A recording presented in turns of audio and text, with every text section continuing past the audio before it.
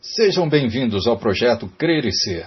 Eu sou Caco Pessoa e aqui ajudaremos você a crescer na fé e no conhecimento, fazendo boas aplicações para o seu dia a dia neste mundo com Cristo. Já deixe o seu like e se inscreva, e vamos para o nosso artigo bíblico de hoje. Por que inocentes são injustiçados? Muitos de nossos problemas são causados por nós mesmos. Veja bem, podemos ter outros tipos de problemas quando somos vítimas de injustiças. Uma pessoa pode ser vítima de várias maneiras. Veja, ladrões podem arrombar a casa e roubar os seus bens. Ela pode ser assaltada, pode ser despedida injustamente do trabalho, pode ser vítima de fofocas maliciosas, pode ser enganada num negócio ou deserdada ou perder suas economias num esquema fraudulento. Ela pode experimentar preconceitos, ser desprezada por causa de suas características físicas ou mentais. E também pode ser vítima de um acidente de carro causado por um motorista embriagado. Bem, por que essas coisas acontecem? Quando uma pessoa boa é injustiçada, a primeira pergunta que provavelmente vem à mente é: por quê? Ela pode questionar: por que, Senhor? Tenho tentado fazer a tua vontade. Por que permites que uma coisa dessa me aconteça? Os cristãos podem até perguntar: por que, Senhor, permites que pessoas más façam o mal a pessoas boas e não sejam punidas por isso? E veja que várias respostas podem ser dadas a essa pergunta. Entre elas, as duas seguintes são as mais relevantes para o propósito, então, desse estudo. Primeiro, ser injustiçado por alguém não é necessariamente resultado do nosso próprio pecado. Embora o pecado às vezes gere consequências dolorosas nessa vida, nem todo infortúnio é resultado ou resultante do pecado da vítima. Jó não fez nada para merecer as injustiças que sofreu dos ataques dos sabeus e caldeus. Isso a gente vê em Jó, capítulo 1, versículo 15 e 17. E a passagem diz assim, versículo 15: De repente deram sobre eles os sabeus e os levaram, e mataram seus servos a fio de espada. Só eu escapei, para trazer-te a nova. E o versículo 17. Falava este ainda quando veio outro e disse: Dividiram-se os cabeus em 3 bandos. Deram sobre os camelos, os levaram e mataram aos servos a fio de espada. Só eu escapei, para trazer-te a nova. Bem, no decorrer da história, servos fiéis de Deus que morreram mártires de injustiças não são necessariamente culpados de terem cometido erros. Bem, o segundo ponto relevante diz assim: quando somos vítimas de uma injustiça, isso reflete o fato de que existem pessoas más no mundo. Bem, o mundo nunca passou por uma escassez de malfeitores. Na época do Novo Testamento, Herodes o Grande, lá que nós vemos em Mateus capítulo 2, versículo 16, e Pilatos, que nós vemos lá em Lucas 13, versículo 1 e 2, e Herodes Agripa 1, nós vemos em Atos 12, 1 e 2, eram todos governantes que assassinaram pessoas inocentes. Os judeus, por mãos de Nicos, lá de Atos 2, 23, crucificaram Jesus, apedrejaram Estevão, isso nós vemos em Atos 7, 57 e 60, e perseguiram cristãos. Atos capítulo 8, versículo 1 ao 3. E veja que já naqueles dias havia homicidas, ladrões, malfeitores e intrometidos importunos. Isso nós vemos em 1 Pedro 4 e 15. Bem, segundo Paulo, o mundo ficaria pior e não melhor. Mas os homens perversos e impostores irão de mal a pior, enganando e sendo enganados. Isso nós vemos em 2 Timóteo, capítulo 3, versículo 13. No mundo cheio de malfeitores, não devemos ficar surpresos quando somos injustiçados. Agora, o que podemos então fazer? Naturalmente, mesmo que pudéssemos achar uma resposta à pergunta, por quê? Não resolveríamos o problema em si. O que podemos fazer quando somos então vítimas de uma injustiça? Em primeiro lugar, não devemos abandonar a Deus. Os cristãos são tentados, quando surgem problemas, a deixar a igreja. Durante o primeiro século, alguns se desviaram da fé por causa das perseguições. Nós vemos isso em Mateus, capítulo 24, versículo 9, e o versículo 10 também. Discípulos desiludidos podem até culpar a Deus por seus infortúnios e, consequentemente, decidir não mais servi-lo. Um filho de Deus não pode tomar essa decisão. Se tomar, se privará da maior fonte de consolo. Além disso, abandonar a Deus em tais circunstâncias permite que a pessoa que agiu mal não só o prejudique nessa vida, mas também o coloque no caminho do inferno. Então, o exemplo máximo de como devemos agir quando experimentamos perdas é Jó, o qual, despojado de tudo, clamou: "O Senhor o deu, e o Senhor o tomou. Bendito seja o nome do Senhor." Isso nós vemos em Jó, capítulo 1, versículo 21. E Tiago, escrevendo a cristãos que estavam experimentando perseguições, citou Jó como um exemplo de paciência ou perseverança. Em Tiago, capítulo 5, versículo 11, veja. E diz assim: "Eis que temos por felizes os que perseveram firmes, tendo ouvido da paciência de Jó, e vistes que fim o Senhor lhe deu, porque o Senhor é cheio de terna misericórdia e compassivo." E para quem conhece a história de Jó, sabe muito bem que o que ele recebeu pela sua fidelidade foi em dobro do que ele tinha antes.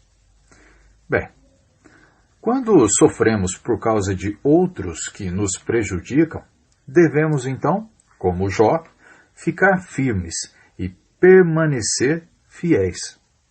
Agora, segundo lugar, não devemos retalhar. A Bíblia proíbe os cristãos de buscarem vingança pessoal.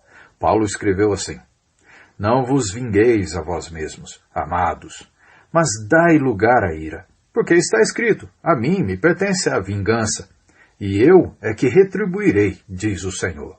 Isso nós vemos lá em Romanos, capítulo 12, versículo 19. Bem, de fato, em vez de vingar-se de nossos inimigos, somos ensinados a amar e orar por eles e fazer-lhes o bem. Aonde nós vemos isso? Mateus capítulo 5, versículo 44. Jesus, já no começo do seu ministério, já ensinava a respeito dessas coisas. Então ele diz lá no versículo 44, "Eu, porém, vos digo, amai os vossos inimigos e orai pelos que vos perseguem." Ele estava, então, colocando a par os discípulos a respeito de um mandamento que era antigo, que era o 43, o versículo 43, dizendo: "Ouvistes que foi dito, amarás o teu próximo e odiarás o teu inimigo." Agora, então, Jesus modifica a lei, dizendo: "Eu, porém, vos digo, amai os vossos inimigos e orai pelos que vos perseguem." Aqui a gente vê bem claro que quem é maior na questão do ensino e doutrina depois de Cristo? Moisés ou Jesus? É claro, Jesus. Ele mesmo que deu a lei do Antigo Testamento e traz um novo mandamento. E uma outra passagem é Romanos, capítulo 12, versículo 19, que diz assim: "Não vos vingueis a vós mesmos, amados, mas dai lugar à ira, porque está escrito: a mim me pertence a vingança. Eu é que retribuirei, diz o Senhor. E como vimos, em vez de vingar-se de nossos inimigos, somos ensinados a amar e orar por eles e fazer-lhes o bem. Quando recusamos retaliar, estamos seguindo os passos de quem? De Jesus, o qual, quando ultrajado, não revidava com ultraje, quando maltratado, não fazia ameaças, mas entregava-se àquele que julga retamente. Isso nós vemos em 1 Pedro, capítulo 2, versículo 23. Desejar vingança é quase tão natural quanto respirar. Entretanto, os cristãos precisam resistir à tentação de vingar-se. Novelas de televisão e filmes transformam em heróis pessoas que se vingam para manter a honra. Segundo o ensino bíblico, vingar-se não é um ato honroso. Devemos, então, evitá-lo. Agora, em terceiro lugar, devemos informar as autoridades. Apresentar a questão perante a lei não é vingar-se, e sim pedir que os agentes instruídos por Deus façam o que Deus sempre pretendeu que eles fizessem. Castigar o que pratica o mal. Isso nós vemos Romanos 13, versículo 4. E diz assim: visto que a autoridade é ministro de Deus, para teu bem. Entretanto, se fizeres o mal, teme, porque não é sem motivo que ela traz a espada, pois é ministro de Deus, vingador, para castigar o que pratica o mal. E veja que Paulo buscou proteção e justiça das autoridades legais. Nós vemos isso em Atos, capítulo 16, versículo 37. E diz assim: Paulo, porém, lhes replicou, sem ter havido processo formal contra nós, nos açoitaram publicamente e nos recolheram ao cárcere, sendo nós cidadãos romanos. Querem agora, às ocultas, lançar-nos fora? Não será assim.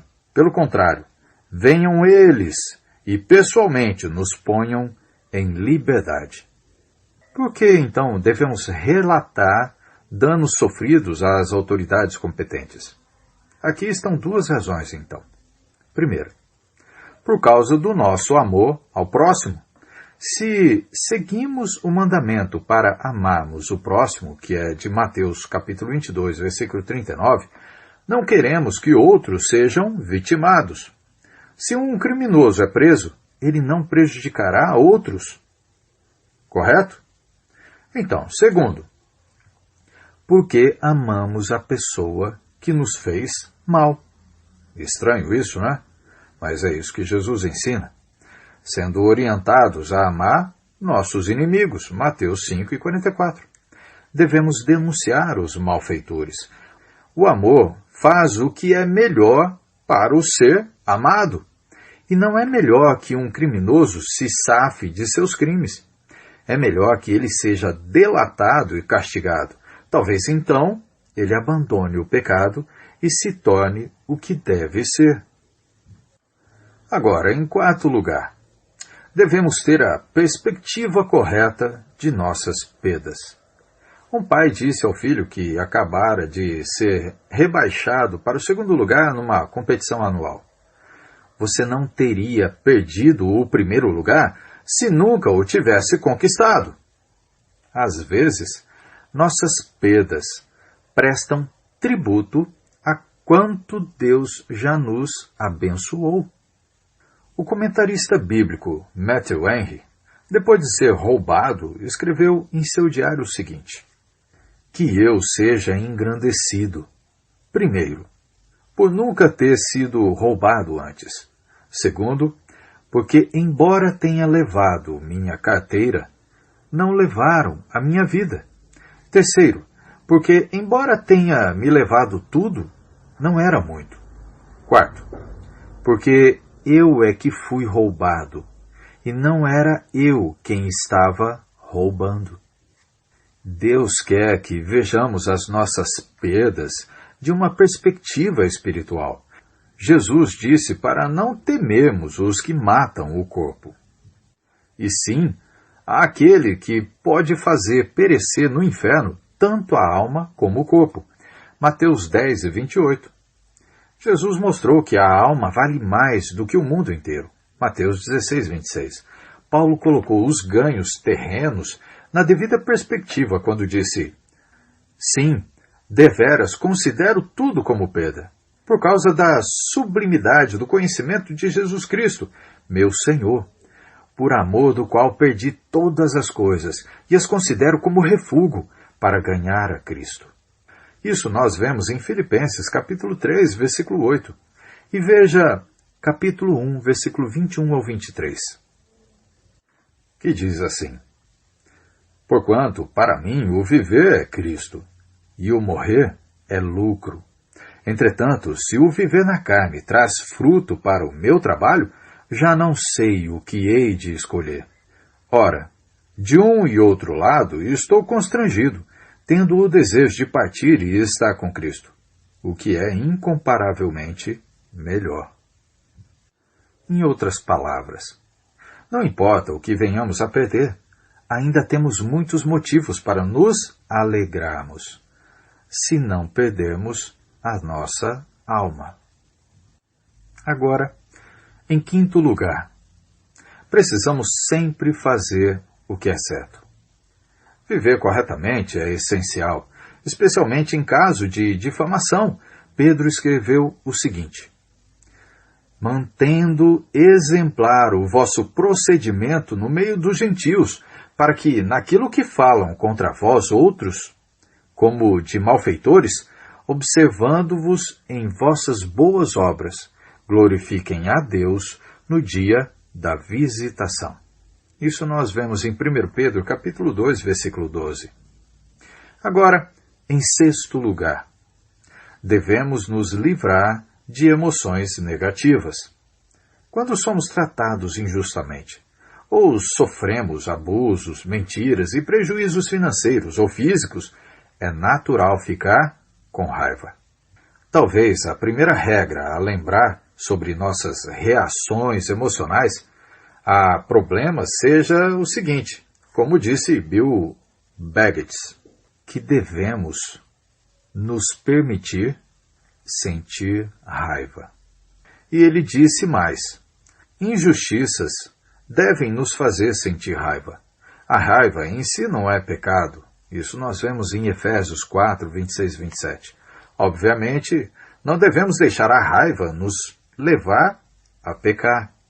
Não podemos expressar a raiva por meios pecaminosos, nem devemos reter a raiva até ela se tornar amargura. Nós vemos isso em Efésios 4 e 31.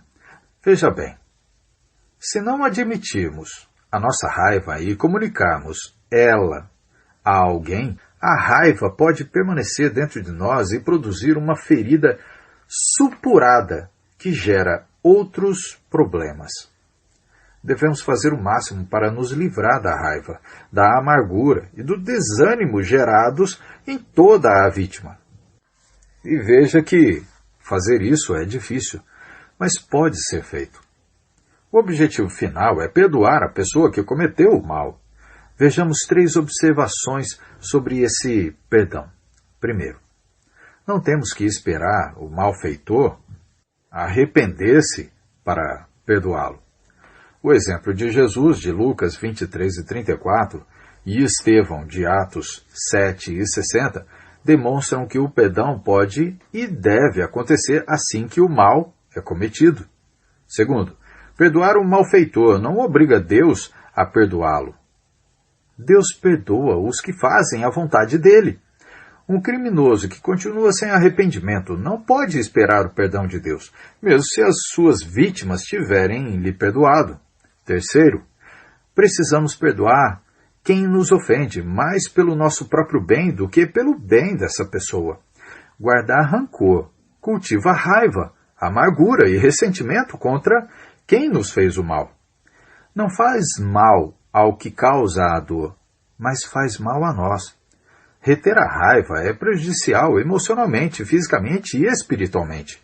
Então precisamos perdoar para levar adiante as nossas vidas.